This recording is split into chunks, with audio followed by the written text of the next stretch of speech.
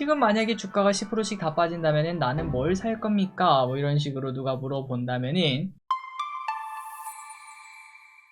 네, 안녕하세요. 주식은 역시 기리기리 새기리십니다. 안녕하세요, 여러분들. 저 증시 난이도가 조금 높은 것 같습니다. 이게 전부 다 또 트럼프 때문이다 라고도 말을 해볼 수 있겠죠. 오늘 삼성전자는 좋은 실적을 발표했는데도 일단은 셀온이 나타나는 모습이고, 잘 나가던 우리나라 증시도 중국에서 갑자기 이제 하나오션을 비롯한 미국 선박을 규제한다 이런 얘기를 꺼내면서 흔들리는 모습이 나타났습니다. 자, 그럼에도 올해 애들은 다 오르겠죠. 그리고 이번 조정이 분명 기회일 분들도 분명 계실 것 같습니다. 그 부분을 위해서 빠르게 공부해 보도록 하겠습니다. 같이 공부하시죠. 렛츠 기릿. 자, 첫 번째입니다. 미국은 반등 성공. 결국 타코 엔딩으로 끝나는 걸까요? 트럼프가 바로 물러서는 모습이 나타나며 어제 미국은 상승 마감했습니다. 물론 금요일의 하락을 전부 다 회복하지는 못했지만 어쨌든 상승해냈고요. 그럼에도 미국에서는 히토류 관련주가 강했다고 합니다. 여전히 걱정거리는 남아있다라고 인정하는 거겠죠. 그래서 오늘 우리나라까지도 히토류 관련주가 팔딱팔딱 움직이는 걸 확인할 수 있었고, 개인적으로 이번 주까지는 관종할 필요가 있다고 생각합니다. 또 지금 중국에서 또다시 얘기를 꺼내기 때문에 트럼프가 가만히 있을 리가 없겠죠. 그래도 이 와중에 미국에서는 브로드컴이 오픈 AI와 자체 칩 개발 관련 소식을 꺼내면서 크게 상승했고, 이러한 소식에 어제 미국에서는 기술주가 좋았다고 합니다. 다음입니다. 이 와중에 고려아연이 미친 급등세를 보여주고 있습니다. 고려아연이 지금 시장의 중심에 서 있다고 하는데요. 최근 나온 히토류 소식에 크게 관심을 받고 있고, 또한 금값도 연일 상승하다 보니 그 수혜 기대감이 나오고 있습니다. 참고로 고려아연은 아연이란 이름을 쓰고 있긴 하지만 아연뿐만 아니라 금, 은 등 귀금속도 다루고 안티모니 그리고 인듐 등 이런 것들도 함께 정제하는 회사입니다. 이게 바로 히토류죠. 그래서 오늘 장중 20% 넘는 폭등을 나타내고 있습니다.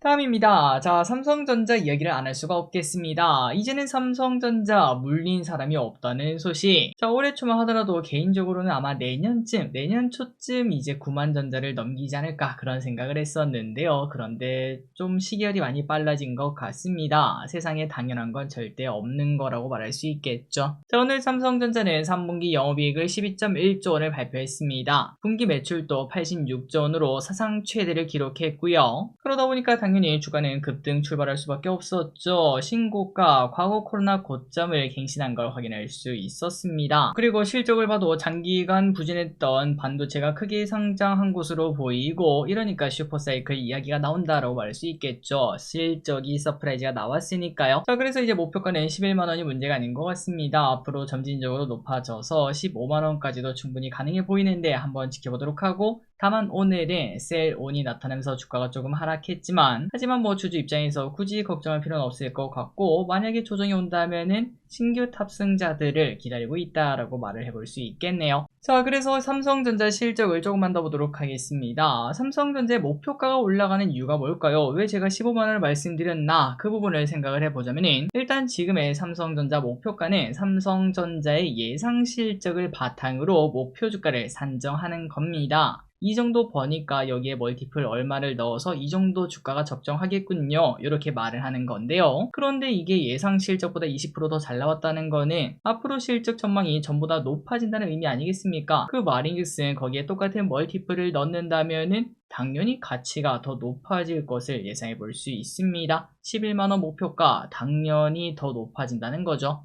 그리고 중요한 거는 이 실적이 뭐 일회성 실적 이런 게 아니라는 게 중요한 것 같습니다. 메리츠 증권에 따르면은 AI 반도체 투자 강화에 따른 일반 서버 수요가 상승했고, 낸드는 전분기 적자에서 턴어라운드한 것으로 보인다고 합니다. 자, 그래서 이제 예시를 이렇게 들었는데요. 지금 AI 말 수요 증가가 어떤 거냐면은 AI 데이터 센터가 하나 생길 때마다 스마트폰 수천만 대가 그냥 새로 수요가 생기는 거와 똑같다 이렇게 표현을 했습니다. 그러니까 앞으로 이제 반도체 쇼티지 이야기까지 충분히 나타날 수 있다 이렇게 볼 수 있겠네요. 자, 그리고 현대차증권의 이야기도 보도록 하겠습니다. 현대차증권에서는 반도체 사이클의 정점이 내년도 아니고요, 27년도 아니고요, 28년에 도달할 것으로 보인다고 하는데요. 그때는 삼성과 닉스의 실적이 지금의 2배 이상으로 예상한다고 합니다. 그리고 그 근거는 엔비디아의 젠슨 황이 2028년 데이터 센터 투자액이 1조 달러가 가능하다 이렇게 말한 부분이 있었는데, 그렇기 때문에 그때가 아마 정점이 아닐까라고 본다고 하는군요. 그리고 지금까지는 엔비디아, TSMC, 하이닉스 요 삼각편대가 이제 반도체를 이끌고 있었지만 앞으로는 오픈 AI의 다각화 덕분에 삼성전자의 새로운 기회가 열리게 될 것으로 본다고 합니다. 삼성전자 만약에 들고 있다면 배에 힘주고 한번 버텨봐야겠네요. 다음입니다. 개성공단 재가동 추진합니다. 다시 북한과 친구 친기가 되기 위한 정책을 꺼낸다고 합니다. 통일부는 개성공단 발전적 정상화를 위한 평화협력 지구 추진단을 신설한다고 하는데요. 그런데 개인적으로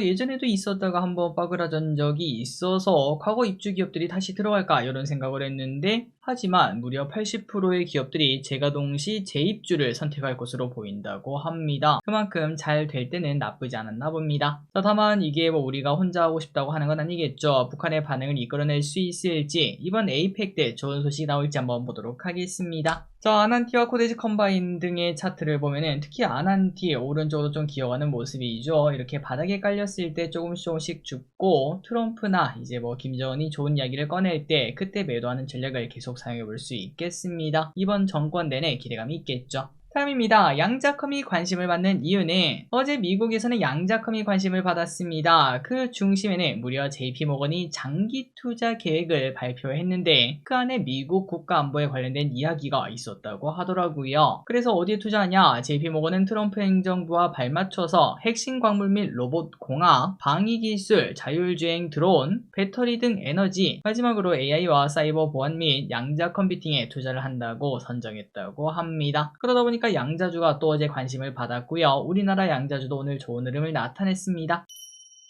다음입니다. 2차전지의 시간이 오나? 오늘 2차전지가 괜찮았습니다. 두세 달 전 2차전지가 좋은 흐름을 나타내고 좀 오래 쉬었는데요. 그런데 이제 다시 올라가는 거 보니까 다시 봐야 되나 이런 생각이 듭니다. 개인적으로 타이밍만 잘 맞는다면 지금의 반도체 못지않은 수익률 충분히 기대할 수 있겠죠. 오늘 LG엔솔이 무려 7%나 넘게 상승했습니다. 그 이유는 바로 실적인데요. 어제 발표된 실적이 예상보다 좋게 나오면서 지난 에코프로비엔 서프라이즈에 이어 3분기도 2차전지 저점 확인, 더 이상 빠질 데가 없다 이러한 얘기가 또다시 등장할 수 있다고 합니다. 그리고 어제 미국에서는 테슬라가 급등했고 전기차 생산이 늘어난다는 이야기가 나오더라고요. 그 부분도 영향을 준 것으로 보이네요. LG엔솔 주봉을 보면은 다시 또 슬금슬금 올라가는 모습, 위 아래 위 이제 위차례 아니겠습니까? 한번 보도록 하고 그리고 LNF와 삼성 SDI의 주봉을 봐도 바닥권에서 이제는 분위기가 바뀌고 있다는 걸 여전히 느낄 수 있습니다. 2차전지 주주분들은 조금 더 이제 여유를 가지고 볼 필요가 있을 것 같고 만약에 신규 투입을 한다 그렇다면은 대형주 위주로 들어가거나 아니면 ETF로 들어가는 게 좀 좋겠다라는 생각은 드네요. 실적이 너무나 안 좋다 보니까 언제 어디서 어떤 안 좋은 소식이 나올지는 알 수가 없다는 거 분산 투자로 대응할 필요가 있습니다. 다음입니다. 미중은 여전히 투닥투닥. 오늘 증시는 초반에 좋았다가 후반에 쭉 밀리는 모습이 나타났습니다. 그 이유는 미중 무역전쟁 걱정이 계속 나타나고 있기 때문에 그런데요. 서로 유화적인 이야기는 하고 있으나 하지만 실제 정책이나 뭐 그런 것들을 꺼낼 때는 규제나 관세 이야기가 등장하고 있는 걸 확인할 수 있습니다. 일단 오늘 장중에 중국 상무부는 하나오션 주식회사 및 미국 내 5개 자회사에 제재를 한다 이런 얘기를 꺼냈습니다. 국제법과 국제관계의 기본 원칙을 심각하게 위반한다는 게 그 이유인데요. 이러한 소식이 나타나면서 증시는 밀리고 조선주도 하락하고 다만 해운주가 급등하는 모습이 나타났습니다. 또한 미국도 이거는 원래 하기로 했긴 했지만 중국 영계 선박에 대한 항만 수수료 부과를 그대로 진행한다 이런 이야기가 나타나면서 걱정을 불러일으켰다고 하네요. 앞으로 증시는 당분간 더 변동성이 있을 수 있고 전략은 똑같습니다. 만약에 그게 너무 걱정된다 해지주로는 히토류를 조금 담아보고 현금 비중을 조금 가져보는 그런 전략으로 대응할 수 있겠습니다. 그리고 오늘 조선주 하락을 보시면 하나오션과 SH중공업이 이렇게 많이 빠지는 모습을 나타냈죠. 하나오션 입장에서는 차트가 많이 아쉽습니다. 다음입니다. 네이버 목표가는 41만원. 지금 만약에 주가가 10%씩 다 빠진다면 나는 뭘 살 겁니까? 뭐 이런 식으로 누가 물어본다면은 저는 뭐 뷰가 동일할 것 같습니다. 반도체 라인업 쭉 다시 사야 되고요. 로봇 라인업 쭉 사야 되고요. 2차전지 라인업 그리고 네카오를 담을 것 같습니다. 그리고 여기에 저기를 여전히 자율주행을 담을 것 같고요. 어쨌든 네카오 얘기를 해보도록 하겠습니다. 어카팔 기억나시죠? 어차피 카카오 8만원 내년까지 한번 기대해보도록 하고요. 그리고 네이버는 어네사가 가능하다고 합니다. 네이버 목표 주가가 무려 41만원이 등장했다는 소식. 메리츠증권은 두나무의 편입 가능성이 이루어진다면 충분히 가능한 시나리오라고 합니다. 그렇다면 네이버가 41만원, 야 그럼 몇 프로가 오르는 건가요? 대략 50%, 그 정도가 오른다라고 볼 수 있는데, 그렇다면 이렇게 오른 이유가 뭔가 봤더니 스테이블 코인 때문에 그렇습니다. 이게 활성화된다면 수수료 절감 때문에 영업이익이 엄청나게 증가하게 된다고 합니다. 그러니까 스테이블 코인은 단순 테마가 아니라 실제로 100조 원을 네이버가 거래를 할 때 이 중 5%만 스테이블 코인으로 거래를 한다. 그러면 수수료 절감이 250억이 늘어나게 된다고 합니다. 말 그대로 새로운 영업이익이 생기는 거 아니겠습니까? 리레이팅 충분히 가능하기 때문에 목표 주가가 크게 올라가는 걸 확인할 수 있네요. 과연 네이버 30만원을 넘어 40만원까지 갈지, 이것 또한 내년까지 지켜보도록 하겠습니다.